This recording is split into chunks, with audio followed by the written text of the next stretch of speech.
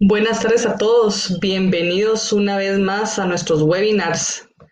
Gracias a todos por estar presentes, gracias por su puntualidad. En esta ocasión vamos a tocar el tema de la importancia de la IVE en el desarrollo inmobiliario. Y pues antes de que iniciemos y que esperemos a que las demás personas se puedan unir a nuestro webinar, vamos a darle las gracias a nuestro patrocinador oficial Qualicons, una empresa de construcción desde el 2002 que cree en el crecimiento sostenible en la industria de la construcción y que se logra a través de un claro entendimiento del proyecto, transparencia y acuerdos integrados, por lo cual vamos a dejar en este momento un pequeño video de nuestro patrocinador oficial.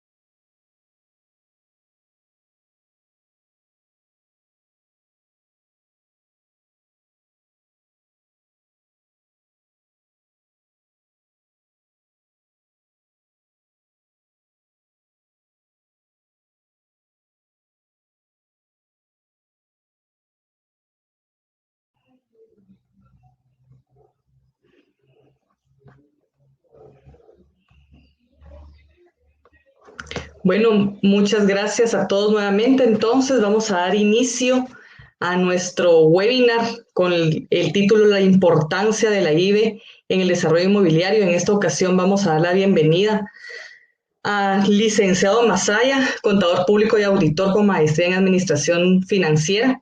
Actualmente se desempeña como director en el Departamento de Previsión y Cumplimiento de la Superintendencia de Bancos de Guatemala.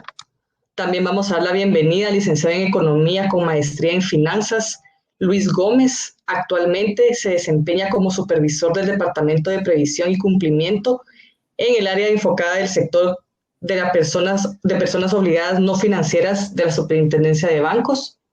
También le damos la bienvenida a la licenciada Andrea Miranda, abogada y notaria, experta legal y abogada litigante en Derecho Administrativo, Constitucional y Tributario, y actualmente asociada senior en la firma de abogados Écija Íntegro.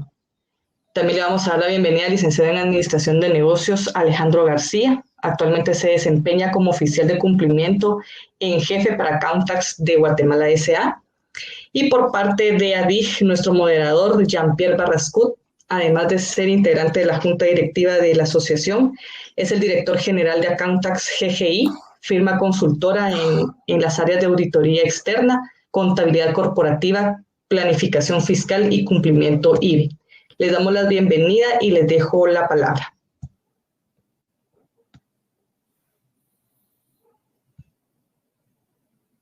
Gracias, Rosita. Muy buenas noches a todos. Ya veo que estamos con la audiencia conectándose. Para ADIG es muy importante continuar en estos temas que nos van dando un contexto, nos van dando información acerca de la realidad y de qué está pasando en el sector inmobiliario. Ya hemos hablado en diversas ocasiones de muchos temas que implican temas tributarios, temas de la ley de leasing. Siempre está ADIC participando en temas de qué está pasando en el contexto de precios del mercado, qué está pasando en opiniones de expertos. Y hoy vamos a compartir un tema que es muy valioso porque tenemos la oportunidad única y especial de contar con dos importantes directores y funcionarios de la IVE que nos van a poder compartir y nos van a poder explicar y principalmente nos van a poder aclarar de una forma práctica dudas que muchas veces nos vamos complicando o para efectos de aplicar la ley podemos tener un camino que no sea el correcto. Entonces, dentro del contexto que vamos a ir conversando, vamos a ir tocando los temas en un orden de secuencia de una forma muy fácil. Es importante entender hoy que el propósito de este webinar no es un seminario que se dé como capacitación, no es esa la intención. Lo que tenemos como intención es generar un contexto, generar un diálogo apropiado sobre un tema que para algunos es más fácil, para otros puede ser un poco más difuso, pero que tengamos una misma línea de discusión que promueva dónde nos debemos acercar. Después del webinar yo debería poder decir, ok, después de esto debo dirigirme con mi asesor legal, debería dirigirme con mi asesor fiscal o mi asesor en IVE, o debería yo ir a tocar la puerta directamente a la superintendencia y poder aclarar. Entonces, empezando con quien nos toma por ahí la palabra de parte de IVE, quisiera empezar con un tema muy sencillo, que nos expliquen qué debemos entender por la IVE, qué es la IVE, cuándo es que nosotros entendemos cuáles son sus funciones bien y cuándo a lo mejor solo porque vamos a un banco y llenamos algunos formularios porque la IVE así lo requiere siempre. ¿Y por qué tengo que llenar este tema? Es que la IVE así lo pide. ¿Y qué es la IVE? Así que les dejo en el uso de la palabra. Claro, muy buenas tardes antes a todas las personas que nos acompañan, así como a los distintos y distinguidos licenciados que nos acompañan esta tarde. Yo voy a abarcar un poco el ámbito internacional de la importancia de la Intendencia de Verificación Especial. Después dejaré en el uso la palabra al licenciado Luis Alfredo Gómez para que complemente mi panorama o lo que yo quiero compartirles en esta tarde. Gracias por darnos esta oportunidad. Yo creo que es útil empezar desde el principio y es útil saber la Intendencia de la Verificación Especial, su importancia. Yo lo situaría en el contexto internacional y después el licenciado Luis Alfredo Gómez, pues probablemente complemente algo más de lo internacional, pero yo quisiera que él se enfocara también en el tema nacional. En el tema internacional es importante comentarles que Guatemala en el año 2000 fue evaluado en materia de cumplimiento de temas antilavado. En esa ocasión, Guatemala no cumplía con los estándares internacionales. Parte de estos estándares internacionales buscaban que los países contaran con lo que a nivel internacional se denomina como unidades de análisis financiero, que es el papel que representa para Guatemala la Intendencia de Verificación Especial. Por el hecho de no cumplir no solamente ese estándar, sino otros temas relacionados en prevención de lavado de dinero, Guatemala estuvo en una lista de países no cooperantes, de la cual nos costó mucho salir. Los efectos de pertenecer a esta lista de países no cooperantes fueron nefastos para Guatemala. Dentro de ellas, pues que fue aislado entre la comunidad financiera, lo que significaba que si un país quería tener negocios financieros con Guatemala, pues representaba un alto costo para Guatemala. Eso, por mencionar, son los aspectos del efecto de que Guatemala estuviera en esta lista de países no cooperantes. De esa cuenta es que surge la IVE en el 2001, a través del decreto 17-2001, y que pues lo que busca es que Guatemala no solamente cumpla con los estándares internacionales en la materia de prevención de lavado de dinero, sino que a su vez tenga una unidad que coordine todo este tema de prevención de lavado de dinero en entidades financieras inicialmente y ahora en actividades no financieras designadas. Esto es porque pues la experiencia internacional ha evidenciado que no solamente el sector financiero es utilizado para la comisión de este ilícito, sino también el sector económico de la economía real.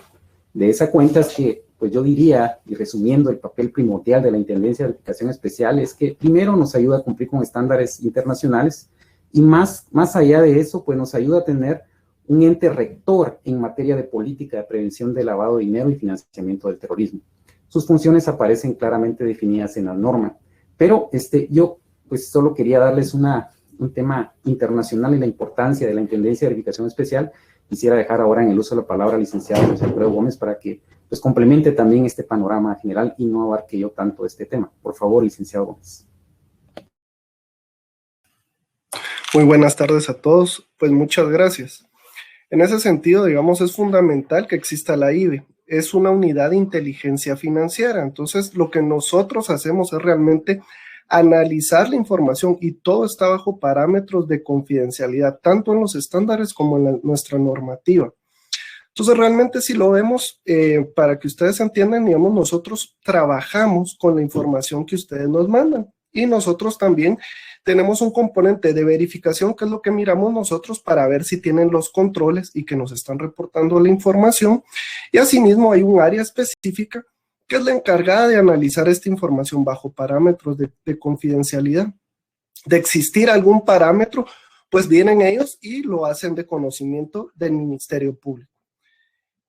¿Qué sucede? Digamos, si nos vamos en la práctica, digamos, así como a veces miramos CSI y esas series, ¿verdad? Nosotros no somos un ente policíaco como tal, pero sí, digamos, podríamos decir que las personas obligadas son nuestros informantes. Entonces, ¿qué es lo que sucede? Uno, pues, si fuera el policía, no va a ir a entregar a su informante, pues, sino lo va a resguardar porque es el que le provee de información. Entonces, digamos, ustedes son las personas obligadas son los que nos proveen de información. Es ese, digamos, informante bajo el tema de confidencialidad. Claro, digamos, ya tienen obligaciones, no es si yo quiero o no quiero, pero entonces en las películas lo que pasa es que viene el policía y lo agarra ahí, ¿verdad? Y lo agarra, que me tenés que dar la información o te meto a la cárcel acá. Nosotros no hacemos eso, pues. Si definitivamente no proveen la información o sucede algo, pues definitivamente pues puede haber una sanción. Pero generalmente la labor que hacemos nosotros de verificación es velar porque ustedes cuenten con todos, digamos, con todos esos sistemas y que estén, digamos, de forma oportuna al momento que ustedes tengan que proporcionar una información directamente derivada de una transacción sospechosa o bien derivado de algún requerimiento del Ministerio Público. Gracias.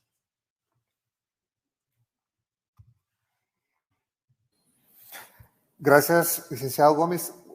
Claramente, entonces, no es la IBE una entidad perseguidora, no hace una función como lo puede hacer, deberíamos entender, el Ministerio Público como tal. Entonces, no deberíamos sentirnos con un tema de temor en acercarnos. Ahora bien, dentro de esta evolución, pregunto al licenciado Gómez, ¿qué debo entender como por concepto que es una persona obligada? ¿Qué es una persona obligada? Yo, como proyecto inmobiliario, como desarrollo inmobiliario, soy persona obligada. ¿Y cuál ha sido el comportamiento en estos últimos, digamos, 2 o 3 años de este gremio? ¿Se han afiliado más? ¿Se han acercado más a la IBE? Empezando por entender qué es una persona obligada y qué está pasando dentro de cómo se han acercado y cuáles son algunas de las consultas que pueden surgir como persona obligada una vez entienden esto. Muy bien, pues como viniendo y trayendo a colación el tema, digamos, internacional, todo esto surge en primera instancia en el sector financiero, digamos, ese, digamos, el principal proveedor de información, como bien lo dijiste, Jean-Pierre, pues ahí uno ya está más identificado que en los bancos me piden formularios que derivado de la IBE y esto, ¿verdad? Entonces surge ahí. Entonces, digamos, son entidades, digamos, que tienen proveedoras de información, que pueden detectar estas transacciones inusuales de alguien que quiere utilizar esa organización en aspectos para cometer el lavado de dinero, es decir, ocultar la procedencia ilícita de los fondos. Y es decir, y eso estamos expuestos todos, personas individuales, personas jurídicas.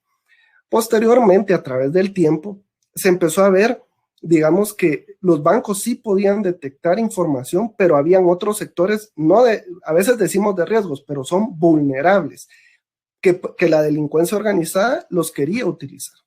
Entonces también estas personas, se surgió la necesidad de crear nuevos regímenes de personas obligadas. ¿Y para qué es esto?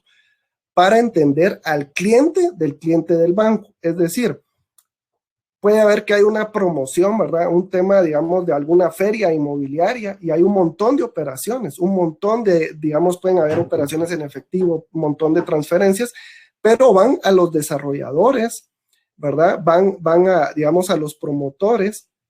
Entonces ellos son sus clientes y los conocen, saben que ese tiene ese comportamiento, pero no van a saber ellos cómo es que se da el comportamiento del cliente del banco. Entonces son complementos, ¿verdad? Como les digo, es fundamental en este sistema que son operaciones financieras. En primera instancia, ¿por qué? Porque el lavador quiere ocultar la procedencia del dinero. Entonces lo que él viene es definitivamente utilizar, digamos, el sistema financiero. Hay otra etapa, como sabemos y lo hemos visto en las noticias, pueden utilizar el sector inmobiliario. Uno, pues para gozar del lavado de dinero, es decir, el fin del lavador o del delincuente es aparentar que tiene éxito, entonces él ya va a tener una gran propiedad, una propiedad de alta gama, premium, ¿verdad? Donde él disfruta y hace goce y él aparenta que es este empresario exitoso y él puede utilizar. Otras para fines operativos, como lo hemos visto, las famosas caletas, puedo tener un terreno para enterrar dinero, puedo tener apartamentos, por eso es importante tener la información, lo hemos visto actualmente que no solo adquieren, sino alquilan, o sea, alquilan y ya quieren saber quién es el que alquilaba y al final hay que tener esa información. Si yo intervine, tengo que tener esa información. Al final, pues es cumplir, ¿verdad?, con este tipo de información y hay unos que se vuelven obligatorios. ¿Quiénes son los que se vuelven obligatorios? Pues los más vulnerables y también los que ayudan a comprender al cliente del banco. Gracias.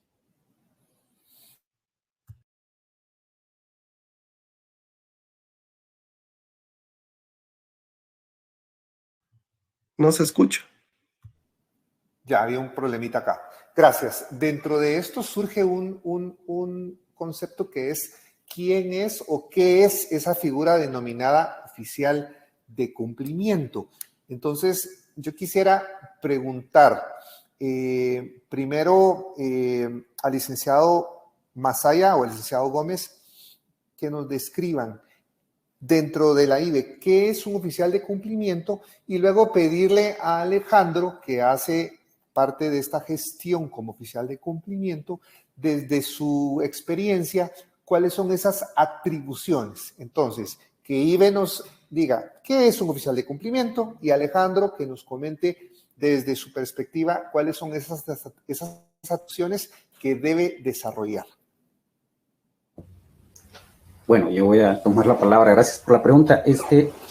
A ver, nuevamente empiezo por los estándares internacionales para empezar de lo general e ir a lo particular. Los estándares internacionales piden que las personas obligadas, como ya explicó el licenciado Gómez, que el mismo estándar internacional, si yo lo pudiera resumir así o presentar o hacer una analogía, diría que los estándares internacionales es la guía que a cada país sirve para tomar sobre qué mecanismos mínimos debe tener para prevenir el lavado de dinero. Hago la aclaración de que estos estándares son evaluados en todos los países. De hecho, su servidor ha tenido la bendición y la oportunidad de evaluar a 2 países en estas materias. Entonces, el mensaje es que todos los países deben tener estos mismos estándares. Dentro de ellos, la figura del oficial de cumplimiento es muy relevante.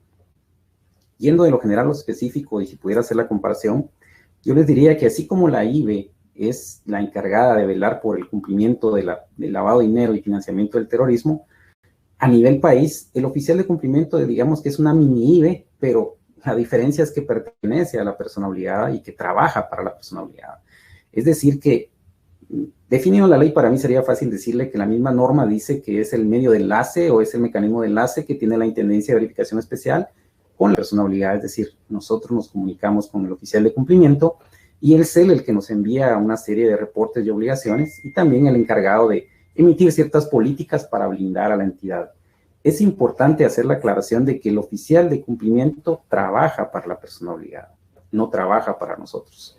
Hago esta aclaración porque muchas veces hemos visto que algunas informaciones dice el oficial de cumplimiento que trabaja para la Intendencia de Verificación Especial, lo cual pues evidentemente no es cierto. El oficial de cumplimiento pertenece y trabaja y depende laboralmente de la persona obligada. Él es el encargado de velar porque las normas se cumplan y porque una serie de reportes y obligaciones también se lleven a cabo y se ejecuten. Su labor es fundamental para nosotros, puesto que pues él es el que depende de la entidad y es el que conoce a la entidad y es el que diseña esas políticas de prevención mejor que nosotros. Obviamente porque el oficial de cumplimiento debe tener una figura gerencial, dice la norma, es decir, debe tener un alto mando, porque pues debe tomar decisiones para incrementar o para implementar políticas. Entonces, en este sentido, su labor es fundamental, porque primero debe conocer a la entidad, debe conocer cuáles son los productos y servicios que ofrece, debe saber qué políticas debe utilizar para prevenir de que la entidad para la que él trabaja, sus productos y servicios no sean utilizados en la comisión del delito de lavado de dinero. Entonces tiene que emitir políticas que en el mismo artículo 19 de la ley contra el lavado establece, las cuales van desde capacitación, un mecanismo de auditoría, tema de conocimiento del empleado, un tema de conocimiento del cliente, que son los 4 aspectos mínimos que señala el artículo 19 y que el oficial de cumplimiento pues debe velar porque se cumplan estas políticas y procedimientos. Reitero, la labor del oficial de cumplimiento es fundamental en el tema de prevención del lavado de dinero en las personas obligadas. No sé si Luis Alfredo quisiera complementar algo más a lo que yo acabo de comentar, por favor, licenciado Gómez.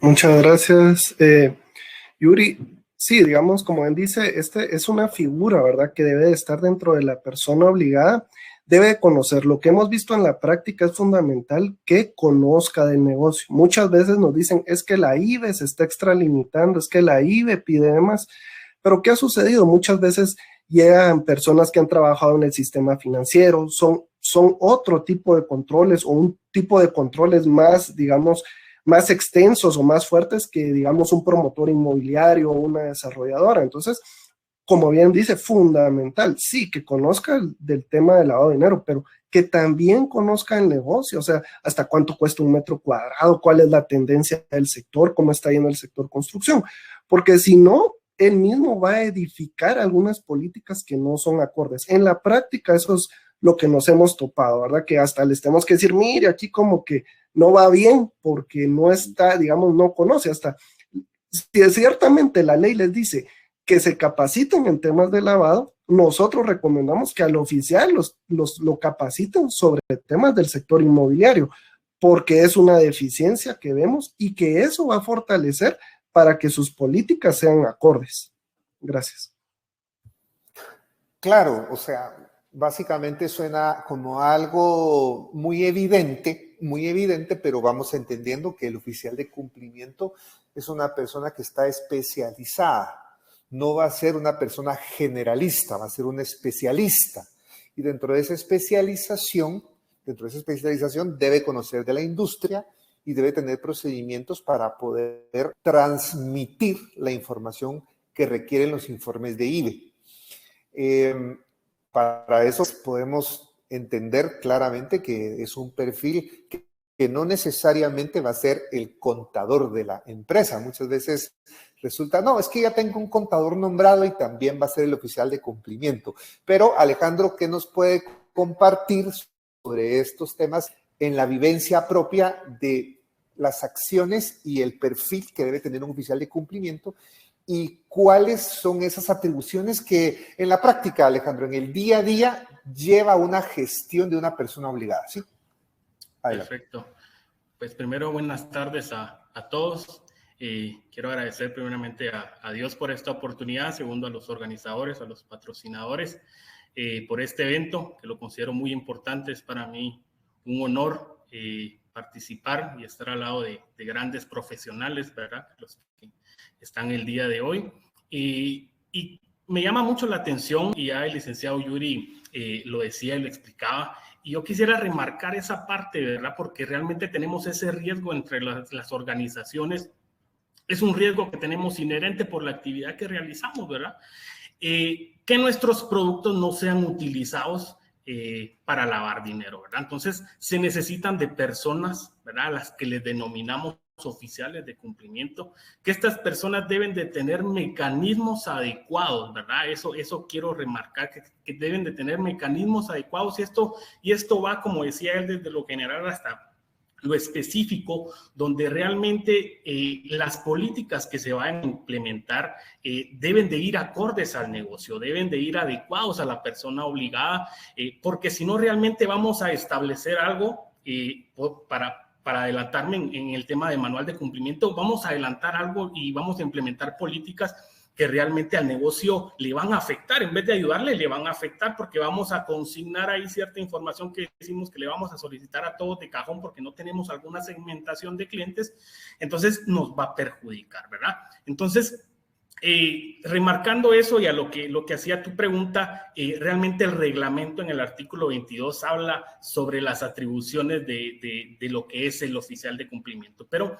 en el día a día lo que te puedo decir y lo que bien decía el licenciado Yuri es proponer políticas, ¿verdad? Proponer políticas, proponer normas y procedimientos y controles internos.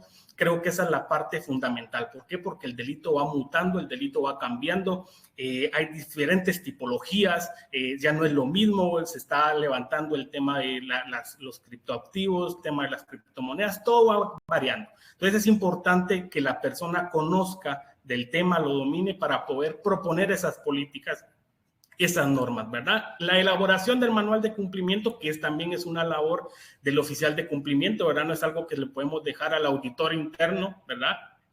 Elaborar el manual de cumplimiento. Y algo muy importante, que no quisiera extenderme más tiempo en eso, es la presentación de informes trimestrales al órgano de dirección superior, ¿verdad? ¿Cuál ha sido la labor del oficial de cumplimiento del trimestre? Los reportes periódicos, los reportes no periódicos, si se hallaron hallazgos, si se hallaron transacciones inusuales, si se hallaron transacciones sospechosas, en fin, todo el detalle de las atribuciones y de las actividades que hizo el oficial de cumplimiento a su labor, que está enfatizado a la persona obligada, ¿verdad? Y no sin dejar de lado el mantener una constante actualización tanto técnica como legal, ¿verdad? Ahora, Alejandro, una pregunta que posteriormente vamos a pasarle la palabra a Andrea, pero esta pregunta va previa. Si un proyecto inmobiliario está gestionando la venta de sus unidades y llega un comprador, ya tengo el nombre, ya tengo el NIT, ya tengo datos que requiero. ¿Qué sucede con esta persona que tiene la intención de comprar? ¿Por qué? Porque la corredora de bienes raíces, la gente o el equipo de comercial me va a empezar a hacer presión para que yo acelere la aceptación del comprador para lograr la venta. Definitivamente me va a decir, mire, no me detenga la venta. Y la gerencia financiera y gerencia general me va a decir, no, que no se nos caigan las ventas. Pero en general y en específico, ¿qué investigamos sobre un comprador que no conocemos? ¿Qué debería investigar un oficial de cumplimiento? Y de ahí le voy a dar la palabra a Andrea con una consulta sobre esto. Sí, la verdad que realmente la postura que implementabas en esto era, y realmente eso nos ha pasado en muchas organizaciones, en muchas personas obligadas, el anteponer el cumplimiento de las metas de venta, ¿verdad? Antes que el cumplimiento del manual, ¿verdad? Entonces, interponemos las ventas, interponemos que tenemos que cumplir con cierta cantidad de ventas al mes porque tenemos flujo, ¿verdad? Necesitamos flujo. Entonces, y pónganse ustedes a pensar que el oficial de cumplimiento esté bajo la dirección del gerente de comercialización. ¿Cómo sería esa actividad del oficial de cumplimiento, verdad? El gerente de comercialización es el que lo está supervisando y el que quiere las ventas, realmente ahí va a ser ineficiente la labor del oficial de cumplimiento.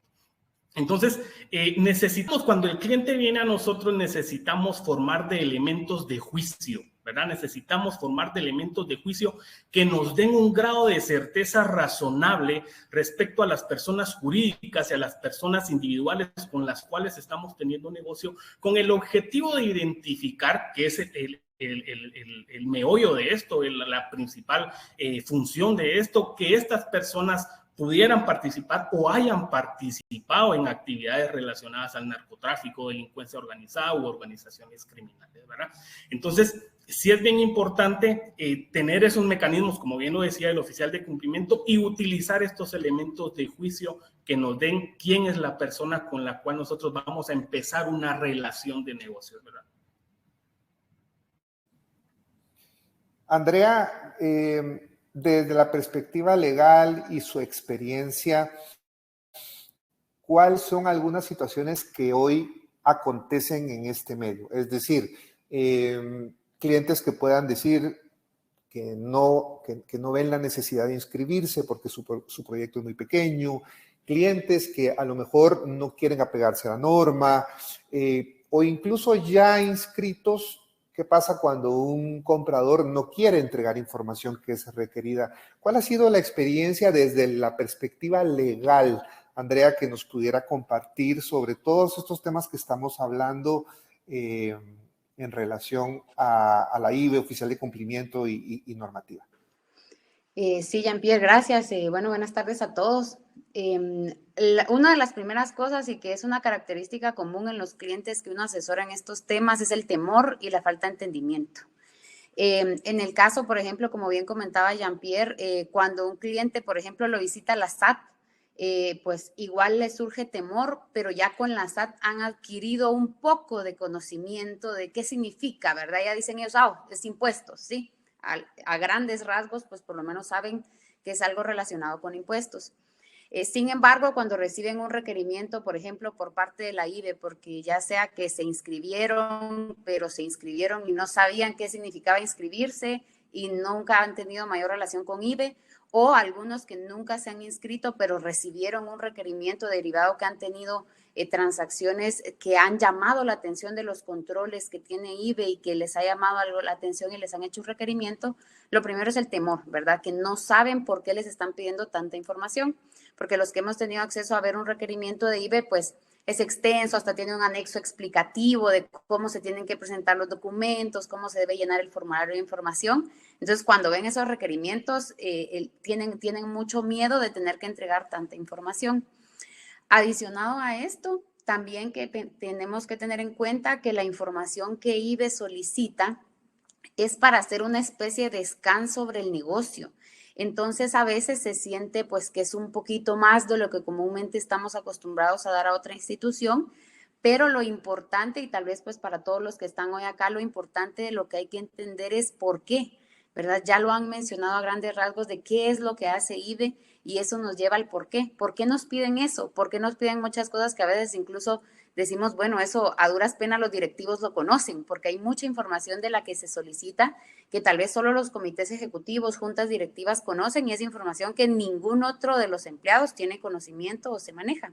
Pero la finalidad es justamente para determinar de dónde viene el dinero y a dónde va el dinero que está entrando al negocio. Y como bien comentaban, por eso es que es tan importante que el oficial de cumplimiento conozca el negocio, porque de partir de que conocemos el negocio, entonces podemos entender cómo nuestro negocio en particular podría llegar a prestarse para que ya sea que ingrese dinero que proviene de actividades ilícitas, o sea que de algún modo si nosotros vemos hasta el cumplir con la normativa que previene el lavado de dinero, no se trata de un tema que nos están, por decirlo así, que estamos bajo la lupa de IVE. Por el contrario, IVE es una institución que puede apoyar a todos los empresarios y a todos los negocios para que prevengan que dentro de su giro de negocio se lleguen a filtrar ya sea focos o momentos o oportunidades para que se pueda ingresar a nuestro negocio dinero que proviene de circunstancias o de actividades ilícitas. Entonces,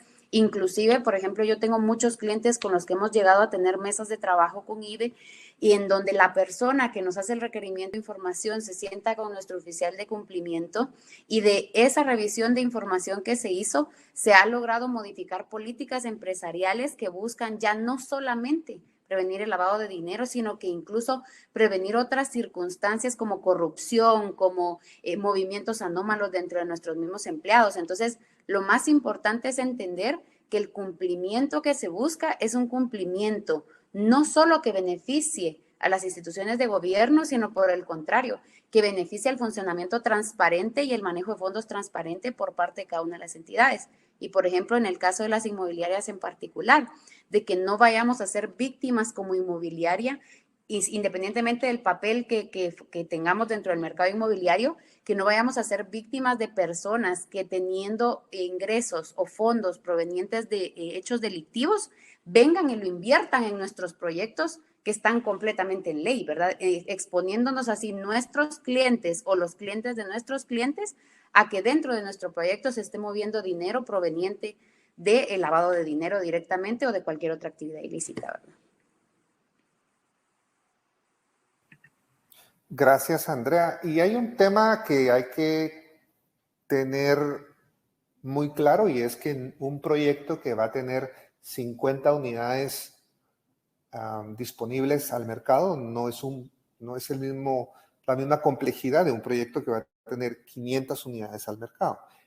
Debemos entender que el perfil de comprador de un proyecto de 500 casas de un segmento donde todo va a ser a través de FHA, no va a ser el mismo perfil de un proyecto donde las unidades no van a tener FHA y van a requerir todas un comprador de un perfil más alto. En fin, todo eso hay que tomarlo en cuenta para ver cómo voy a investigar el manejo del efectivo y demás. Entonces, yo dejaría una pregunta abierta para quien quiera tomar la palabra y nos quiera compartir esta idea. 3 errores, no pensemos en más, 3 errores que pudiéramos cometer como inversionistas en un proyecto inmobiliario. 3 errores que puedo cometer, no con intención, pero por desconocimiento de ley. 3 errores que puedo cometer cuando quiero implementar este CONIVE porque soy persona obligada no financiera. ¿Quién me responde por ahí situaciones que se pueden prestar y que debemos evitar?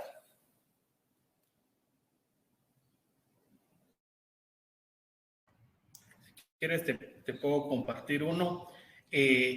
Realmente en los negocios que se ha tocado iniciar, en algunos casos nos ha tocado entrar desde cero, ¿verdad? Desde que el niño está creciendo, por así decirlo. Y empezamos, ¿verdad? A implementar políticas, empezamos con el tema del oficial de cumplimiento, empezamos con el tema del manual y toda la gestión, la reportería y todo eso, ¿verdad? Pero sí hemos tenido muchos casos, yo podría decir que de esos es un 60-70%, es de que los negocios empiezan a implementar el tema de cumplimiento, el tema del oficial de cumplimiento, cuando ya han vendido el 50%, incluso tuve un caso donde ya se empezó a iniciar las labores de cumplimiento cuando ellos ya iban a escriturar. Entonces, se vuelve complicado en ese momento. ¿Por qué? Porque el cliente al final ya terminó de pagar la unidad habitacional. Entonces, como no había requerimientos de información, no había un oficial que les dijera, mire, esta información sí, miren, ahora necesito esta cierta información porque necesito hacer un escrutinio adicional. Ya el cliente ya no quería hacerlo porque para él ya había terminado con su obligación. Él ya había terminado con su obligación. Entonces él decía al negocio, mire, yo ya no les voy a dar, yo el día de mañana voy a escriturar y lo que quiero es mi factura y que me den mi inmueble.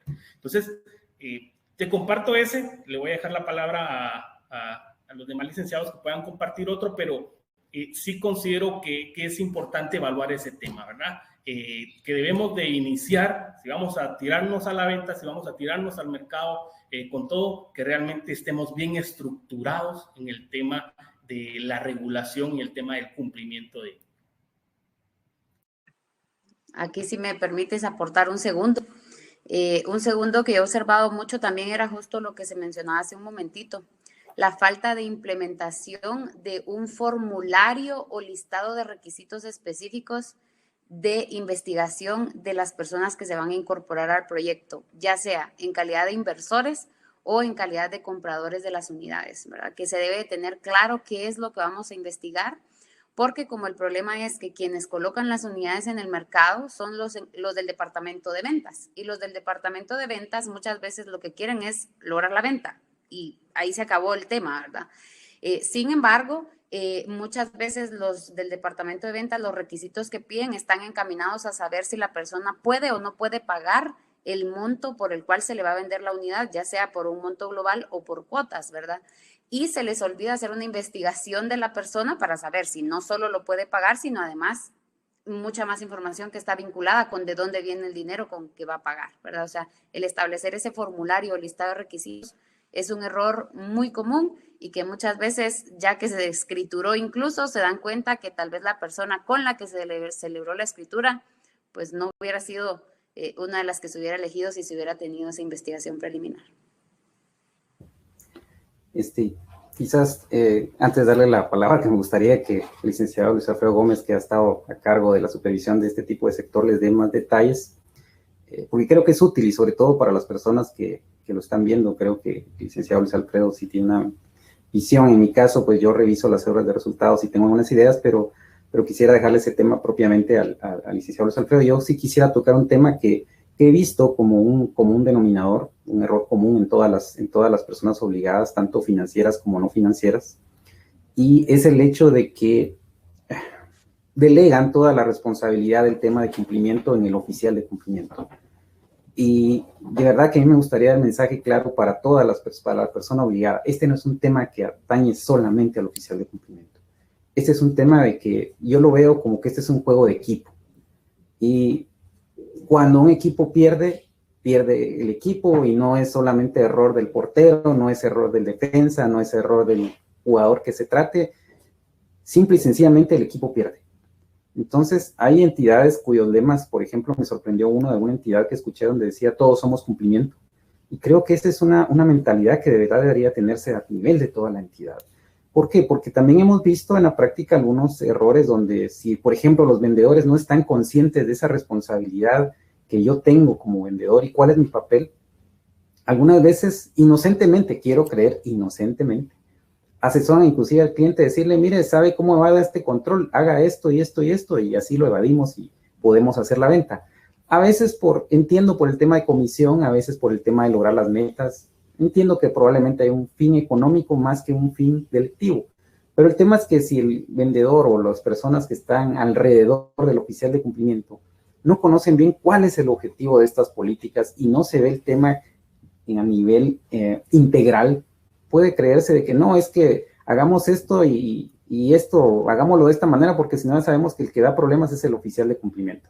Y sabemos que el que va a poner peros es el oficial de cumplimiento. Entonces, pareciera ser que el malo de la película es el oficial de cumplimiento. Si no se tiene bien claro que ese es un tema integral en el cual todos deben cumplir con sus responsabilidades, porque si pierde toda la persona obligada, no va a ser solo el oficial de cumplimiento, no va a ser solo el vendedor, va a ser todo el equipo, así como cuando pierde un partido de fútbol no van a decir, perdió el portero, perdió el defensa, no, se dice, perdió el equipo, punto. Entonces, este es un tema que yo sí considero que es importante que las personas obligadas deben tener o debieran tener bien claro. Esta es una responsabilidad que atañe no solo al oficial de cumplimiento, sino es a nivel integral y todos deben estar bien sabidos y bien capacitados, y de esa cuenta también las políticas deben ser acordes, como bien manifestaron o han manifestado los licenciados, porque también hemos visto de que, no, como es un manual de cumplimiento, compremos y si se adapta o no, no lo sé, pero es para cumplir, como la famosa palabra cumplo y miento, ¿verdad? Porque cumplo de forma, pero en esencia no estoy haciendo las cosas que se deben hacer. Creo que ese es un error que he visto y quiero hacer la aclaración, no solamente en este sector, sino lamentablemente en otro tipo de personas obligadas, pero yo quisiera dejar de verdad que el licenciado Gómez también contara, porque creo que tiene algunas situaciones que él ha identificado y que algunas veces hemos conversado. Por favor, licenciado Gómez. Pues bueno, creo que voy recapitulando mucho de lo que hemos visto. Como bien decía Jean-Pierre, primero es el temor a la IVE. Muchas veces se registran y aún así le tienen miedo a la IVE, no asisten a las capacitaciones, o a veces no están asociados, o así como estamos el día de hoy con ADIG, o sea, no están con alguna cámara, alguna asociación que busca este tipo de reuniones o capacitaciones. Entonces, es ese temor, es esa falta de información. Dos, como bien indicó Alejandro, pues a veces también se debe de que no segmentan adecuadamente los clientes, hay un desconocimiento del oficial de cumplimiento. Entonces vienen y ponen unas políticas excesivas, ¿verdad? O sea, pueden venir y no, queremos una declaración jurada de todos, ¿verdad? Entonces, como que ahí ya no es acorde a la política. Como bien dice, digamos, ese es otro error, ¿verdad? O sea, definitivamente el oficial de cumplimiento debe de conocer el sector.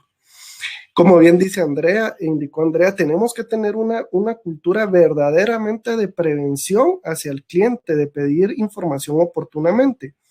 Y no está más de indicar que aunque nuestra normativa está enfocada al tema de clientes, ella muy bien indicó el tema de proveedores o muy bien el tema de inversionistas. O sea, hasta nosotros deberíamos tener cuidado. Hay un caso que si pueden buscar después, se llama Meritage, en Medellín, Colombia. Es un complejo tipo Cayalá. El problema que ellos tuvieron es que compraron un terreno que era dueño un narcotraficante y había utilizado un testaferro. O sea, imagínense todo el proyecto Cayalá. ¿Qué sucedió? Perdieron los inversionistas que sí eran legítimos, internacionales, los mismos dueños del negocio y todo. Perdió gente que ya tenía viviendas porque extinguieron todo el complejo. Yo ya vivía, ya no podía vivir, y perdieron los que estaban en proceso de compra. Es decir, entonces, y esos, digamos, como bien decía Andrea, esos son temas también legales que hay que ir, no quedarse en la primera capa, hay que buscar la segunda capa en los temas de información. Esa es la debida diligencia. Otro, lo que nos dijo el licenciado Masaya, sí, dejan al oficial solo, y yo lo he visto más en este sector. Como bien hemos dicho, no conocen del sector, solo ya lo nombré y creen que ya se cubrieron, y a veces el oficial no conoce del sector, lo deja muy solo, o bien le tiran toda la responsabilidad, dicen, vos tenés que firmar todos los formularios de clientes, entonces como que le dejan a él la responsabilidad, y es donde él crea políticas excesivas, porque de plano se tiene que cubrir, entonces empieza a pedir un montón de papelería que no sería necesaria si se involucran todos los trabajadores. Esa cultura de cumplimiento la tienen que tener. Y otra, digamos, en este sector lo hemos visto, por temas de ventas, hay vendedores que lo que han hecho es recibir el efectivo y dar cheques ellos. Y eso sí, digamos, es delicado. O sea, eso no lo deberíamos de hacer, porque sí, fuera de que esté registrada la persona obligada o no, ahí ya caigo en temas propiamente podría caer en temas de lavado de dinero. Entonces no nos prestemos a este tipo de situaciones, ¿verdad? De nosotros captar el dinero y dar cheques de mi cuenta, porque ahí definitivamente ayudar a evadir un control, sí es definitivamente delicado. Gracias. Muchas gracias. Hablamos de temas que han sucedido como la implementación tardía en un proyecto. Hablamos de tener claridad en los requisitos en un checklist tan sencillo que parece tener un checklist, pero un checklist bien hecho para ver qué requisitos. Hablamos de la integralidad del cumplimiento. Juega ventas, pero también juega dirección general, juega administración. Todos es un equipo que está vigilando, y también de temas de investigación que pueden llegar a una alta gravedad. O sea, de dónde provienen los datos que estoy adquiriendo, porque las consecuencias son irreversibles. Puede ser un tema completamente aniquilante en materia financiera, cometer un error sobre una propiedad que ya se va turbiando. O sea, si tengo 40 unidades y tengo 4 unidades con problemas de investigación por ingresos de dudosa procedencia, envuelvo a todo el proyecto. Y pueden haber un sinnúmero de cosas. Una pregunta que nos hacen mucho, y dejo la palabra, son las 7:10, tenemos unos minutos más. Entiendo que estoy obligado, entiendo que tengo que cumplir esta normativa durante la vigencia de todo el proyecto, desde que se constituye hasta que se vende la última unidad. Eso pueden ser 2 años, 3 años, 4 años en algunos casos, y debo cumplir con la normativa todo este tiempo. La primera pregunta es, ¿estoy obligado a cumplir con la normativa hasta qué momento del proyecto? ¿Cómo lo debería ver? Y la segunda pregunta es, ¿dónde debo pensar que puedo cometer un error? Si es el contexto. ¿Dónde puedo yo como desarrollador cuestionarme que puedo cometer un error que involucre una responsabilidad penal de mi parte por desconocimiento? Entonces son 2 preguntas. ¿Cómo debo entender el tiempo y mi función hasta cuándo? Y dónde yo como desarrollador debo prender las luces en mi tablero de alertas para no cometer un error que me involucre ser corresponsable de un tema que podría ser delito si lo estoy expresando apropiadamente. Les dejo la palabra. Pues excelente pregunta. Realmente es un proceso, digamos, que lleva varias fases, digamos, desde el inicio de la relación. Entonces lleva digamos, hay una parte que llamamos inicio de la relación. Entonces ahí es una debida diligencia, algún tipo de información que yo tengo que pedir, mi formulario IBE, capturar la información. Después tenemos otra fase, digamos, que es durante la relación comercial. Es, digamos, que es en un proyecto, yo convine pagar 24 meses. Es esa relación donde él se comporte como está. Finalmente tenemos la transacción. Cuando se cierra la transacción, después de 2 meses, después de 24 meses, me dan mi crédito. Ese es otro tipo de información. Pero, ¿qué sucede? Recordémonos que la ley, o sea, y tanto fiscal y más dinero nos exige 5 años de guardar los registros.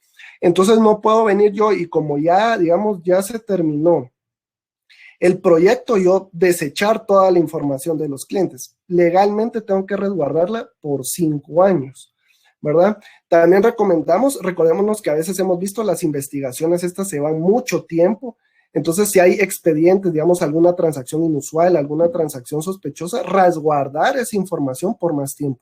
Pero en sí, digamos, podríamos decir que de un proyecto empieza, digamos, y se tarda 2 años en vender, más 5 años, digamos, más o menos estaríamos hablando de 7 años, podríamos decir, que por lo menos debería de estar, pero siempre existe una responsabilidad de estar, digamos, entregando la información. Entonces ya no es de estar aplicando una debida diligencia y todo lo demás, pero sí, digamos, resguardar toda la información que nos quedó de los clientes. 2, pues definitivamente el pilar para no cometer este tipo, digamos, de caer en un error o en algún tema, digamos, que podría considerarse delictivo, es aplicar la debida diligencia del cliente y algunas cosas, lo que hemos hablado, formularios IBE, una adecuada segmentación, quedarse con resguardo de la información. Y lo que bien decía Alejandro, no esperar a que cuando ya se acabó el proyecto, a la mitad del proyecto. En la experiencia hemos visto que en temas de extinción de dominio, ha servido para actuar de buena fe y les han devuelto fondos, les han devuelto viviendas, hay unas, digamos, compra-venta de vehículos, les han devuelto vehículos. ¿Por qué? Porque si yo recibí dinero de alguien y no apliqué una debida diligencia al cliente, recordémonos que al caer los fondos en mi cuenta, podrían ya no saber cuál era el fondo verdadero y podrían hasta embargarme la cuenta. En eso también nosotros hemos acompañado a inmobiliarias y empresas del sector real con el Ministerio Público en explicarle cómo ellos han aplicado sus políticas de debida diligencia al cliente y eso les ha servido para recuperar bienes y para recuperar fondos. Entonces sí, definitivamente el corazón de todo esto es la debida diligencia del cliente. No podemos dejar de decir no la voy a aplicar. Sí, yo quisiera aportar ahí, creo que es valioso el comentario, lo que decía el licenciado Gómez. Y yo quisiera decirte que el error que puede ser o puede ser un alertivo es cuando realmente dentro de la organización, empezando desde la junta directiva, el órgano de dirección superior, hasta toda la persona de la persona obligada, porque así es como lo dice el reglamento, el artículo 23, ¿verdad?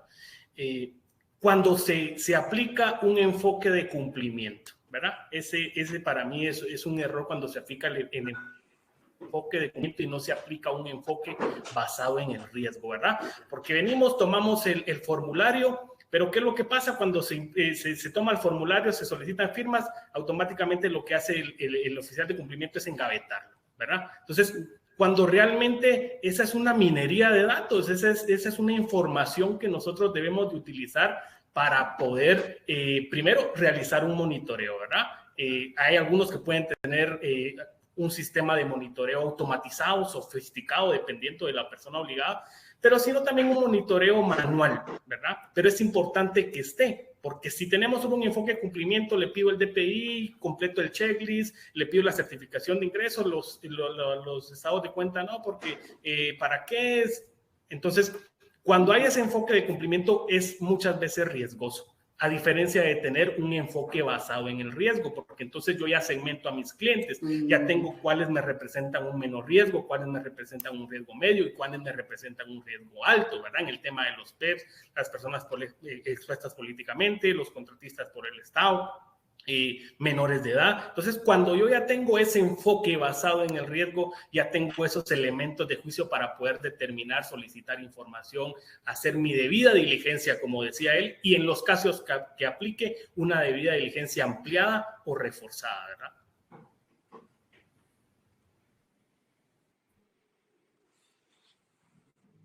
Andrea, estábamos conversando sobre algunos temas que podrían conllevar errores de parte del desarrollador que lo corresponsabilicen sobre acciones que puedan tener una incidencia grave, administrativa, con sanciones o no, sin entrar tal vez en el tema penal, pero en la experiencia legal, ¿qué ha pasado en estos temas? ¿Qué debo contemplar o por dónde debo evitar cometer errores que me corresponsabilicen la ignorancia de no conocer la ley o la aplicación? ¿Qué idea nos puedes compartir? Sí, primero, Jean-Pierre, yo siempre hago ver a mis clientes que lo mismo es con el oficial de cumplimiento que con el contador auditor de la empresa, ¿verdad? Tenemos que como dueños, como ejecutivos, como juntas directivas que están a cargo de un proyecto inmobiliario, involucrarse con el oficial de cumplimiento, primero para entender los generales, ¿verdad? No tampoco que se vuelvan expertos en el tema, pero sí entender los generales de por qué se hace esto, por qué se establecen políticas de cumplimiento, por qué se establecen políticas de prevención o de manejo de riesgo, porque entonces eso lo que va a hacer es de que al nosotros entender los riesgos en general, como por ejemplo, que no conozcamos el origen del dinero o el giro de negocio que tienen nuestros inversores, ese es un error muy común, es un error súper común en este tipo de proyectos. Yo en los proyectos grandes he visto que como los inversores llegan a ser tantos, entonces se desconoce el giro de los negocios principales que ellos tienen. Entonces, al nosotros no conocer ese giro de negocios, no conocer qué es lo que ellos hacen, ponemos en riesgo nuestro proyecto. Y muchas veces, con la necesidad de conseguir la inversión, se pierde la visión del riesgo. Y entonces, por ejemplo, aparece un inversor fuerte y pues como tiene la capacidad económica, nos va a resolver muchos de los problemas que el proyecto tenía en su inicio, se nos olvida que tenemos que ir y verificar qué es lo que él hace, ¿verdad? Entonces, yo sí considero que es importante que todos los proyectos inmobiliarios tengan un oficial de cumplimiento que esté apoyado tanto por los ejecutivos a cargo del proyecto como por su asesor legal, su asesor financiero y el asesor en materia de contabilidad y finanzas interno de la empresa, porque es un equipo de cumplimiento, no es solo un oficial de cumplimiento. Este es el que la ley pide y muchas veces lo nombran solo para cumplir con la ley. Yo ya salí del paso, tengo oficial de cumplimiento y no sé ni qué significa, ¿verdad? Pero realmente hoy por hoy se está instando a los clientes a que tengan equipos de compliance general en sus empresas con la intención de verificar el cumplimiento integrado ante las instituciones de Estado, que eso lo que va a hacer además es evitarles una cantidad de riesgos, tanto personales, incluso para los ejecutivos, como hasta incluir, digamos, que no vayamos a llegar a un riesgo en el que podamos llegar a incurrir en delitos, por ejemplo, por a veces desconocer lo que nosotros estamos haciendo dentro de nuestro proyecto. Porque te pongo un ejemplo. Si yo como ejecutivo, como representante legal de la sociedad que maneja el proyecto inmobiliario, voy a ser la persona que voy a firmar un contrato, por ejemplo, en el que vamos a establecer el financiamiento o la forma de financiamiento con el que se va a traer un inversor, también yo puedo estar incurriendo en un delito. ¿Y qué es lo que sucede? Que aunque es la sociedad a la que se le va a iniciar el proceso penal, no tenemos que olvidar que son los representantes legales quienes van a responder por la responsabilidad penal, que es personalísima. Entonces, sí es bien importante que el equipo de compliance o cumplimiento dentro de los proyectos inmobiliarios sea integral, multidisciplinario, y que el oficial de cumplimiento no solo sea un requisito más para cumplir con la ley, sino que efectivamente les ayude a evitar y a disminuir los focos de riesgos en el proyecto inmobiliario. Gracias, Andrea. Y avanzando en un tema que nos surge por acá en el chat mucho. Un tema que nos puede ocurrir en mesas de trabajo donde están inversionistas, donde está la dirección, dónde está el área comercial, es la pregunta, pero si el banco, el sistema bancario nacional, que es un sistema muy organizado, un sistema muy regulado, diría uno de los mejores sistemas estables en muchos países, pero la pregunta es, pero no es el banco el que debe investigar al comprador, porque el banco tiene su historial de datos, tiene su historial de ingresos. ¿No es el banco el que va a investigarlo? Yo no necesito oficial de cumplimiento si el banco está haciendo esa tarea. Creo que eso es algo que puede confundir desde una percepción equivocada. Y dos, ¿dónde investigo a estas personas? ¿Dónde? ¿Dónde tengo acceso a bases de datos que me digan luz verde, luz roja, luz verde, luz roja? Y que lo hagan pronto, porque mientras yo me tardo en aceptar el expediente, el comprador puede cambiar de decisión, buscar otro proyecto y quiero cerrar en pocos días de forma muy ágil la venta.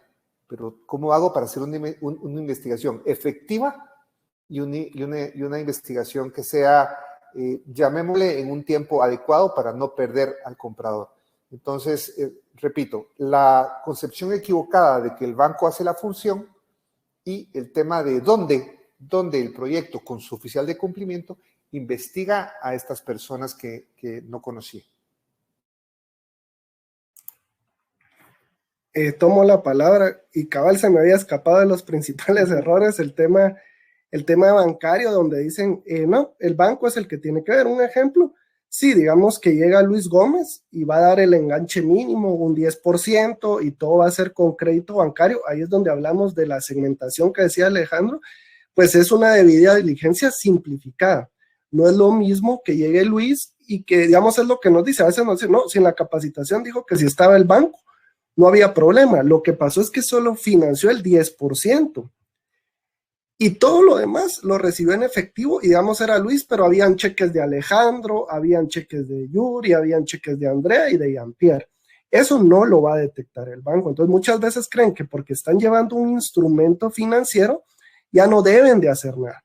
Sí, digamos, si los cheques son de Luis Gómez, es el 10%, y el banco es el que va a dar el crédito, pues lógicamente ahí podría, digamos, decir yo tengo una debida diligencia simplificada. Entonces no hay una fórmula exacta, pero sí, digamos, siempre hay que tener esa revisión de documentos, es donde se necesita que los promotores o los vendedores conozcan, sepan pedir esa información. Entonces no puedo recaer en que el banco va a hacer toda la diligencia, ¿verdad? Sino definitivamente yo soy responsable.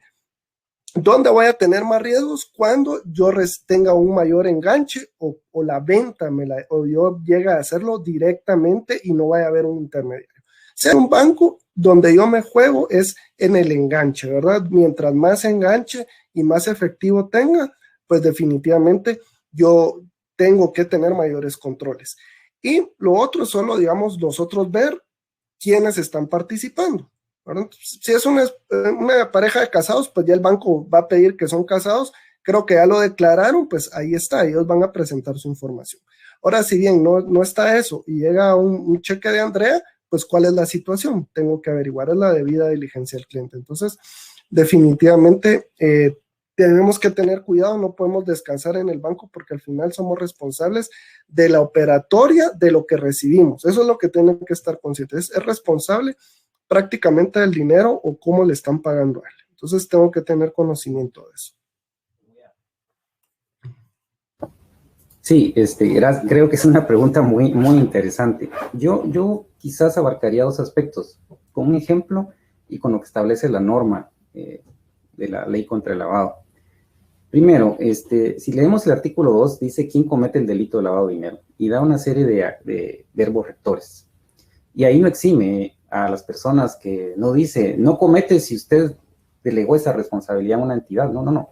Si usted hace cualquiera de esas transacciones, comete el delito de lavado de dinero, sabiendo o que por razón de su cargo esté obligado a saber que este dinero procede de la comisión de un delito. Entonces, hay que tener en clara también, por eso estoy de acuerdo con lo que decía la licenciada Amanda, Andrea, sobre qué debo yo considerar en temas de políticas, porque yo debo tener un abogado que me diga por qué debo generar estas políticas y no solamente verlos desde el punto de vista del negocio, sino que mis políticas sean integrales. El ejemplo que les quería poner, espero no escandalizar con este ejemplo, fue algo que en un foro internacional me comentó un experto internacional y me dejó muy, muy claro sobre el tema de cómo debe uno prevenir. Me decía, fíjate que en mi país, cada vez que uno sale, creo que ustedes también cuando se han dado cuenta, cuando salen de Guatemala, tienen que llenar un formulario cuando llevan más de $10,000, en el caso de Guatemala en efectivo, deben declararlo y decir que sí lo llevan. En este país era lo mismo. Entonces me dijo, fíjate que iba una señora muy guapa, me dijo, yo trabajaba en ese momento en el aeropuerto, y llevaba 500,000 euros en efectivo. Entonces, el destino de esta persona, nos decía, era para un país donde se transan drogas. Entonces, pues la persona nos dio mal aspecto primero, segundo, pues que llevara tanto dinero en efectivo. Y cuando le preguntamos cuál es el origen de los recursos, por eso digo, espero no escandalizar con esto, y tampoco dar un ejemplo de este tema de evasión, ella dijo, lo que pasa es que yo soy prostituta, dijo, y este es el dinero de mi trabajo. Ellos le tomaron el dinero y se lo quitaron. Pero me decía, cuando nosotros nos pusimos a analizar en este país, y creo que no sé si en algún país, el tema de la prostitución sea un delito, y en este caso no era delito en este país. Entonces me dice, después de que se lo quitamos, dijimos, bueno, se lo tenemos que devolver.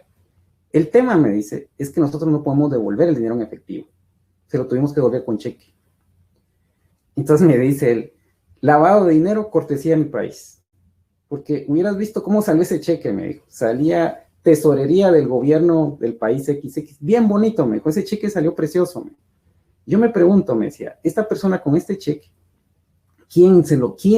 ¿Qué oficial de cumplimiento? ¿Qué entidad, me decía él, iba a ser tan, no sé, tan delicada? Si decía gobierno del país, tesorería del país, wow, este cheque, yo pase adelante, por favor, yo le doy todos los productos y servicios que usted quiera. Entonces me decía, mira, lavado de dinero, cortesía de mi gobierno. Y me decía, estas son las lagunas o las situaciones que los delincuentes utilizan pues para aprovecharse del sistema, me dijo, y a nosotros nos quedamos con la boca abierta, todos los que trabajamos para el Ministerio Público de aquel país, todos los que trabajábamos para el tema de prevención, porque dijimos, miren, enfrente de nosotros nos lavó el dinero, enfrente de nosotros cometió el delito, y lo más triste es que hasta le ayudamos para que cometiera este delito. Y me decía, ahora con este cheque, que traía todas esas características del banco, del gobierno de este país, ¿qué oficial de cumplimiento iba a poner en duda cuál era el origen de esos recursos? Por esa razón es que es importante también, como bien se ha planteado en este foro, conocer al cliente es fundamental, y tener los mecanismos, yo si pudiera ejemplificarlo, y para no abarcar mucho y tomar mucho el uso de la palabra, es tanto como que yo les dijera cuáles son las medidas que hoy por hoy tenemos que tomar para evitar ser contagiados con el tema de COVID.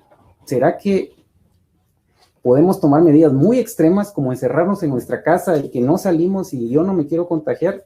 Esa podría ser una medida muy radical si ustedes quieren, pero eso me va a orillar tarde o temprano a aislarme y a morirme. Si no me muero de COVID, me muero por estar aislado, por no comer, por no tener relaciones con ninguna persona, pero no me morí de COVID. Ese es mi orgullo. Digamos que ese es un extremo que no debería darse. Por otro lado, también hemos visto personas, y no sé si a ustedes les ha pasado, pero últimamente yo estoy bastante preocupado porque he escuchado personas que me han dicho, me he enfermado de COVID, y cuando les pregunto, ¿y dónde? No sé. Entonces eso me deja más inquietud porque digo yo, wow, ¿dónde se contagiaron entonces? ¿Será que el virus ya está en el aire y que estas personas, porque digo yo, pues yo gracias a ese momento no me he enfermado, he tomado todas las medidas, mascarilla, lavado de manos, todas las medidas que salen, y digo yo, estas personas me dicen, yo también tomé esas medidas, pero me enfermé. Entonces, ya me queda a mí la duda si realmente estas personas tomaron esas medidas, porque digo yo, si yo las tomé y no me enfermé, ¿por qué estas personas que dicen que las tomaron, sí se enfermaron? Poniendo el ejemplo, si las personas que toman medidas adecuadas de prevención de lavado de dinero permiten el ilícito, ¿será que las tomaron todas adecuadamente? Porque por otro lado tengo otras personas que sí las han tomado y que no han permitido el lavado de dinero. Entonces, genera inquietud realmente si este sistema que sí permitió esta comisión de este delito es tan bueno como aquel que no lo permitió. Tal y como ahora a mí me genera la duda de que aquellos que no nos hemos enfermado, gracias a Dios, y que hemos tomado las medidas, versus otros que sí me han dicho, no, yo he tomado todas las medidas, pero por obra y gracia de no sé quién, me enfermé. Entonces, genera esa inquietud. Quizás este es un ejemplo que yo no quería dejar de mencionar y para no abarcar mucho, pues dejo en el uso de la palabra a los demás licenciados. Gracias. Yo solo quiero agregar ahí, pero lo que decía, y no me voy a tomar mucho tiempo, en el tema de las fuentes de información. Debemos de tener mucho cuidado cuáles son nuestras fuentes de información, ¿verdad? Porque debemos de conocer cuál es el origen de esa fuente, porque si realmente nosotros no validamos y tomamos esas noticias que realmente solo es especulación, solo son rumores y esas las utilizamos para nuestro monitoreo, por así decirlo, de medios escritos. Es que salió en cierta publicación que me remito el nombre del editorial. Creo que si no conocemos realmente las fuentes de la información en la cual nosotros estamos sustrayendo para formar esos elementos, como te decía, formar esos elementos de juicio, sí vamos a fallar realmente y no le vamos a dar al blanco en la información que nosotros estamos solicitando y a la larga solo nos vamos a basar en rumores o nos vamos a basar en especulaciones. Entonces, hay ciertas listas que son públicas, ¿verdad? En las cuales se pueden consultar. La web es algo muy importante en el tema para ver Guatecompras, el tema de los contratistas o poseedores por el Estado, y hay distintas plataformas, ¿verdad? Los que tienen la capacidad, las desarrolladoras que tienen la capacidad, pues pueden optar con ya plataformas más avanzadas que les da otra información, ¿verdad? Pero sí hay recursos disponibles actualmente que son gratuitos para poder formar esos elementos de juicio. Yo quisiera nada más dejar una idea de lo que decía Yuri con el caso de esta señora en el aeropuerto. Básicamente, esto no es más que crimen organizado financiero. Hay entidades, personas, grupos que no se dedican al robo de mano armada o a la extorsión, pero se dedican muy hábilmente a metodologías muy sofisticadas de lavado de dinero. Entonces, ¿cómo me voy a proteger? A través de tener una adecuada asesoría. Probablemente necesito hablar con un especialista, debo acercarme a la IVE para platicar con ellos, debo ir con Alejandro para conversar sobre cuáles son la vivencia como oficial de cumplimiento, debo ir con Andrea porque es una abogada que conoce este tema. No todos los abogados ni todos los personajes que han tenido nos van a decir exactamente que puedan levantar la mano y decir yo tengo la competencia y la certificación. Necesitamos asesores especializados porque nos tenemos que proteger ante un crimen financiero organizado, que es lo que realmente están haciendo. Y ante los descuidos prácticamente logran hacer la ejecución de lavado apropiadamente. Quisiera dejar un último pensamiento para darles la palabra 2 minutos a cada uno para unas conclusiones finales que podemos obtener. Desde el principio les mencionaba a toda la audiencia que hemos tenido en esta hora y fracción que el propósito no es una capacitación de la normativa necesariamente, es dialogar y conversar sobre efectos que nos están pasando. Así que dejo el uso de la palabra para que cada uno de ustedes nos dé sus palabras finales sobre qué podemos esperar y Andrea, a lo mejor muy valioso que nos comparta sobre esta iniciativa de ley que viene, cuál es la opinión. Así que les dejo el uso de la palabra, Yuri. Gracias.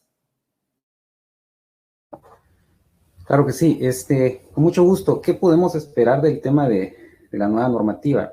Pues evidentemente fortalecer el tema de cumplimiento de los estándares internacionales y no solamente los estándares internacionales, sino también, pues este proyecto de ley también ya involucra mucha de la experiencia que se ha adquirido en esta Intendencia de Verificación Especial a lo largo de los años, pues también para adecuar esta normativa y no solamente ver el tema de cumplimiento de estándares, sino ver de qué manera estos son prácticos y nos ayudan a facilitar el cumplimiento de la normativa. Como les comento, hay un compromiso a nivel internacional de Guatemala de cumplir con los estándares y existe pues esta obligación también de que nosotros abarquemos el cumplimiento de estos estándares. Yo les digo y les explico rápido, la evaluación internacional de los estándares tiene dos componentes, el cumplimiento técnico y el cumplimiento de efectividad.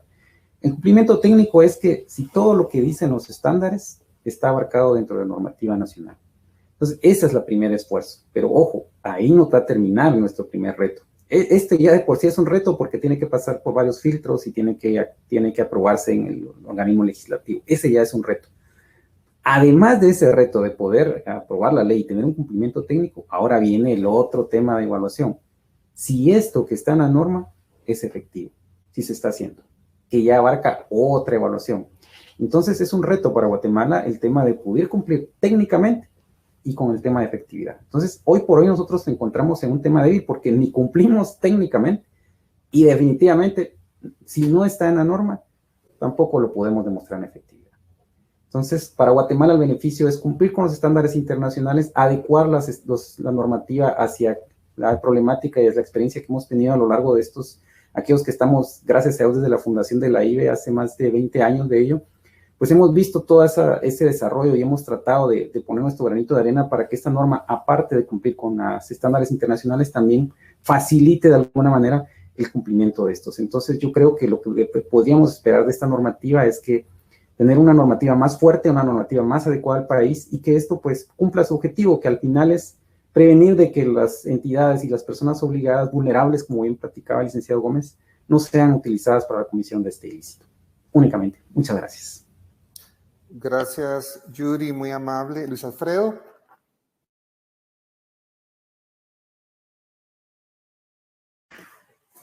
Muy bien, pues muchas gracias por este tiempo muy ameno y qué bueno compartir experiencias, digamos, de quienes también están ahí en el día a día enfrentando del otro lado, digamos, de la cara de este tema, ¿verdad? Entonces, es bueno trabajar y tener esta comunicación y concordancia para que en verdad lo que buscamos es una cultura de cumplimiento tanto en las personas obligadas como a nivel país y que de la mejor forma podamos trabajar para lograr este objetivo. Algo importante que quiero dejar de la nueva ley, y como bien dice de los estándares, algo que nos viene a favorecer y que abordaron muy bien Andrea y Alejandro, son aspectos, digamos, del tema de riesgos. Entonces, ¿qué sucede? Que ahora se va a aplicar, ya va a quedar claro un enfoque basado en riesgos. ¿Qué sucede? Actualmente la ley, si vemos, sí, es desde el 2001. Fue diseñada prácticamente para el sector financiero y las entidades bancarias. Sí, esto nos da ciertas limitantes o a veces ciertos roces, digamos, en la aplicación y se vuelve complejo actualmente. Pero esto es lo que viene a hacer, aplicar un nuevo enfoque basado en riesgos que tanto le permita al supervisor, que somos nosotros, como al, digamos, al regulado, que es del lado, digamos, que puede estar Andrea, que pueda estar Alejandro, aplicar ese enfoque basado en riesgos. Entonces ya van a poder quedar claras esas medidas simplificadas, esas medidas ampliadas, y va a favorecer al sector, es decir, vamos a segmentar en dos grupos claros de la normativa, el tema financiero y el sector real de la economía, y con eso esperamos que, digamos, sea más eficiente también este proceso, tanto para ustedes, porque lo que no se quiere es limitar el negocio en sí, ¿verdad? Sino quitar los malos negocios, eso es lo que se espera, pero que los buenos negocios pues fluyan bien, ¿verdad? Y entonces ese es enfoque basado en riesgos. Gracias. Gracias, Alfredo. Ahora, Alejandro. Pues muchas gracias. Yo quisiera cerrar con algo tal vez, algo trillado, algo muy conocido, y es este dicho que dice, lo que inicia bien o lo que empieza bien, termina bien, ¿verdad? Si desde el inicio contemplamos todas esas aristas, si desde el inicio contemplamos el tema de cumplimiento, el tema de ese enfoque basado en el riesgo, el tema de la administración de riesgos, ¿verdad? Y cuando entendemos qué es administración de riesgos, sabemos que no solamente nombrar un oficial de cumplimiento o tener un manual de cumplimiento, ¿verdad? Porque cargar un manual de cumplimiento es fácil, se hace en 5 minutos, se carga el PDF, se pone el acta notarial y ahí terminó, ¿verdad? Y la persona obligada cree que está bien su manual de cumplimiento porque el portal se lo aceptó. Entonces, debemos desde el inicio contemplar eso, contemplar del oficial de cumplimiento y hemos hablado el día de hoy algo muy enriquecedor, el tema de las cualidades que debe de tener el oficial de cumplimiento. Entonces yo me quedo con esa parte de que lo contemplemos desde el inicio de nuestras operaciones para poder finalizar bien y que los clientes que tengamos son clientes que realmente queremos tener dentro de nuestros proyectos. Muchas gracias. Gracias, Alejandro. Andrea, conclusiones. Gracias, Jean-Pierre. Pues primero para comentarles un poquito de la iniciativa o proyecto de ley 5820 que está por ahí en proceso, ¿verdad? ¿Qué cambios traería? Pues los principales cambios que yo considero y que he analizado en esa iniciativa es que la normativa sobre la cual se basa este cumplimiento y las funciones y actuación de IBE en particular, pues es del año 2001 inicialmente. Es una normativa bastante escueta, muy generalizada y dirigida al sector financiero. En el año 2005, con la Ley de Prevención y Erradicación del Financiamiento del Terrorismo, se incorporan otros elementos dispersos también a todo el tema de cumplimiento, ¿verdad? Pero se quedan pues siempre dispersos y faltando mucho desarrollo para definir tanto la posición del oficial de cumplimiento, también para definir ciertas cuestiones específicas respecto de las funciones de IBE que hace que sea una institución que no ha sido fortalecida en estos 20 años de existencia, sino que lejos de eso se ha quedado exactamente en el mismo punto en el que inició respecto del fortalecimiento institucional que necesita a través de la ley que generó su existencia, ¿verdad? Entonces, esta ley, pues a mi criterio, el título de la ley no me ha terminado de convencer, siento que podría ser un poquito más técnica, podría estar un poquito más organizada y desarrollada. Sin embargo, pues es lo que hay, es la iniciativa que está ahorita en camino. Sí hay un par de aspectos importantes que tomaron en cuenta que son muy importantes, como por ejemplo la protección y desarrollo de las funciones del oficial de cumplimiento, porque hoy por hoy el oficial de cumplimiento se encuentra en una posición muy compleja, porque si bien es cierto, tiene que rendir cuentas a su empleador, a quien le paga su salario y a quien le da de comer mes a mes, y muchas veces ese temor a decir algo que no le agrade a su empleador hace que él pueda llegar incluso a incurrir en actitudes que lo ponen en riesgo, pero también lo ponen en riesgo porque entonces cuando la IBE detecta algo sospechoso que pudiera haberse dado de información, que es el oficial de cumplimiento quien maneja, pues lo hacen que vaya a tener que enfrentar un proceso penal, ya sea como colaborador eficaz, testigo, etcétera. Y esta ley sí trae ese cambio, trae limitaciones a la participación que los oficiales de cumplimiento podrían llegar a tener en los procesos penales y ciertas limitaciones a esa actuación. Esa es una diferencia principal. La otra diferencia es que tiene definiciones y listados un poquito más detallados de personas obligadas, también habla un poquito ya más de clientes, de proveedores, que son términos que no estaban incorporados anteriormente, o sea que está un poquito más amplia, ¿verdad? Y pues esos serían los cambios principales, ¿verdad? Y como comentario último, pues hacerle ver a todos los participantes que busquen este tipo de espacios. Quien tiene conocimiento y quien tiene información es siempre quien va a estar más preparado para cualquier circunstancia. Todas las instituciones de gobierno, claro, hay circunstancias en las que se vuelven hostiles y yo entiendo que los clientes muchas veces no quieren tener a veces una relación directa con las instituciones.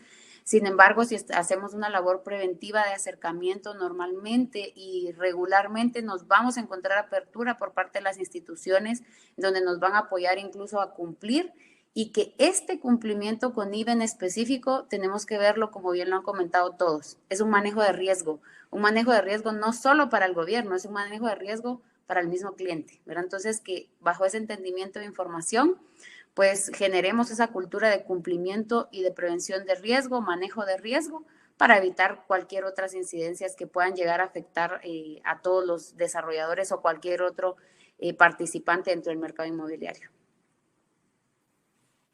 Gracias, Andrea. Valiosísima la información que nos proporcionas.